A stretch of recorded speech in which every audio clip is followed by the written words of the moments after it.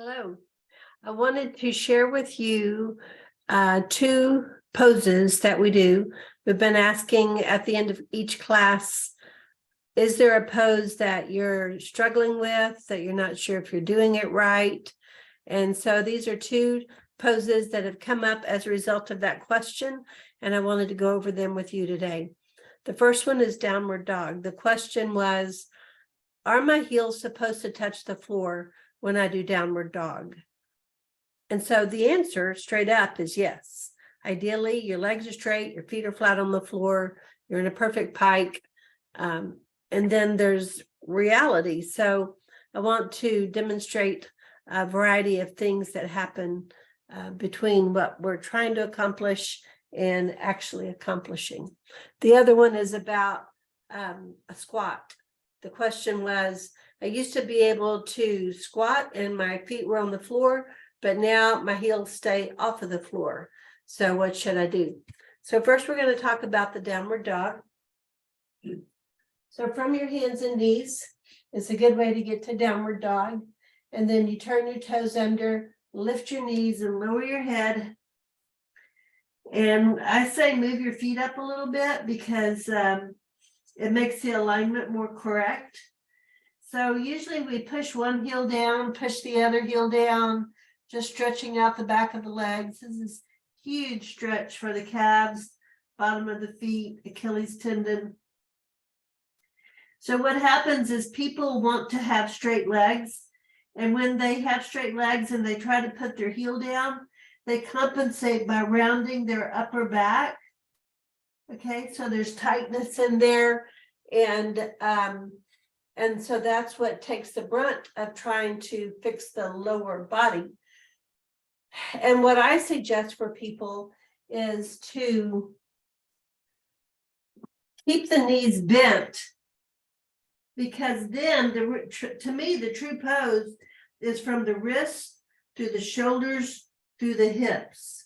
And when you can get that long straight line by keeping your knees bent, even your hips off the floor, then that's the most important part of the downward dog. So I'll show you again. What I'm doing is I'm pushing through my hands, I'm extending my arms, I'm lifting my shoulders away from my wrist, and I'm lifting my hips away from my shoulders. So watch that again. So here you're just kind of, maybe shoulders are forward, but then you start that reaching from your wrist through your shoulders through your hips. And of course you feel it in your hamstrings. So that's why you bend your legs and you keep pushing and pushing. And then as you're able to, and this takes time, you sink your heels toward the floor and straighten your legs. Downward dog is a forward bend. And when we do a forward bend, standing or even sitting, I say bend your legs, because the forward bend needs to come from the hip joints, the hip sockets. And we call that releasing your spine out of your hips. And it's the same thing in downward dog. That's a forward bending pose. And so when you can create that length in from the hands through the hips, then that's going to stretch through the spine. Now, the other thing that holds you back are the muscles along the spine are tight. You've got tightness across the back of the waistline. You've got tightness in the back of the hamstrings. So there's a lot of opportunity for tightness and not being able to get that stretch. The other place people have tightness is in their shoulders. When they try to do that, instead of the shoulders lengthening out of the arms, they lock up. So you have to notice, when you push your arms long, do your shoulders clench up or do they release and stretch? So these are little things. Even a good way to work on that is in downward dog. You push your shoulders up away from your arms when you look down. That's the motion that we're talking about that we do in downward dog. I'll show you again. So you're here, you're kind of neutral. And then here's that lengthening. Okay, and then another place to watch for are you caving in between your shoulder blades? It looks like this. So you want to lift up out of your shoulders. The other place is in your lower back. Are you sagging your waistline? And you want to pull your tailbone away from your waistline. So that's a lot. There's a lot involved in downward facing dog. And it's just a progression. It's experience and progression and awareness, body awareness. And all those things move toward a more advanced yoga practice. But at first, you're just trying to connect the dots. And the person who asked that is fairly new to yoga. And so that was an excellent question. Are your heels supposed to be on the floor in downward dog? Eventually, yes. Like in a standing forward bend, should your legs be straight? Well, theoretically, yes. But, and I think that's the last thing that should happen. It's this release of the spine and the muscles in the back that should happen first to help you have a really correctly aligned forward bend. The other question about the squat is my heels don't touch the floor. And so my answer to that is put your heels on something, support your heels.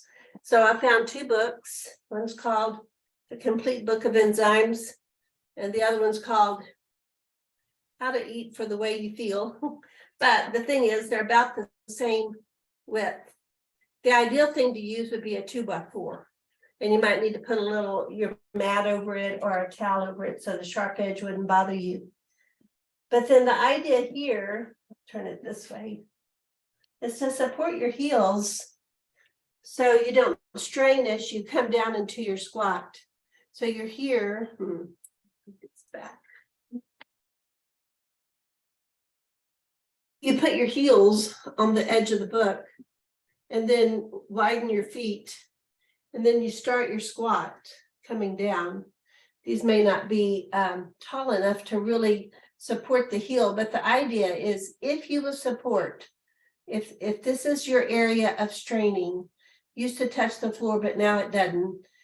If you can support that, then the rest of your body that's required for the squat will be able to release and allow you to do the squat. So a 2x4 would be more solid. You could just have one board or a board for each foot. And that would be my answer. The other thing you can do is stack 2 blocks.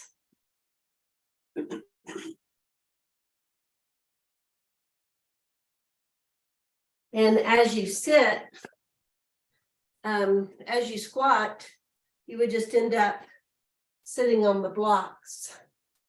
Okay, and then this will allow your body all the mechanics of squatting, but supporting the places that strain when you do squat. So if you have a question for, I'm not sure if I'm doing this right, or whenever I try this pose, I struggle, I encourage you to ask at the end of class or email me. I would love to visit with you about it.